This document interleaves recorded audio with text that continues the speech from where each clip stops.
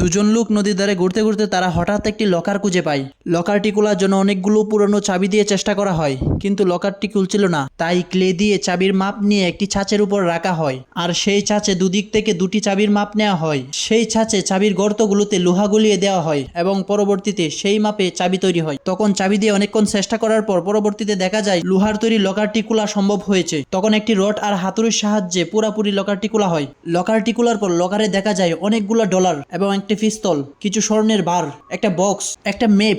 তার মধ্যে অধিক পরিমাণেই ছিল আমেরিকান ডলার। চলুন বন্ধুরা, আমরা এক এক করে সবগুলা জিনিস দেখি। প্রথমে দেখতে পাচ্ছেন একটি ম্যাপ, তারপরে কিছু ডলার। এই লকারের ভিতরে এই ডলারের পরিমাণ অনেক বেশি। প্রত্যেকটা বক্স খোলার পরপরই আমরা দেখতে পাচ্ছি যে সেখান থেকে ডলার বের হচ্ছে। এই লকারের সবচেয়ে মূল্যবান বস্তু হচ্ছে সোনার বার। এখানে প্রায় 6 কেজির মতো সোনার বার পাওয়া যায়। তাছাড়া গ্রাইন্ডিং মেশিনের সাহায্যে কাঠের বক্সের তালাটা খুলতে দেখা যায় এখানে অনেকগুলো সোনার বার রয়েছে। তারপর লকারের ভিতরে ছোট একটা লকার খুলতে দেখা যায় সেখানে অনেকগুলো ডলার রয়েছে। বন্ধুরা, ভিডিওটা ভালো লাগলে দয়া করে চ্যানেলটা সাবস্ক্রাইব করে দিন।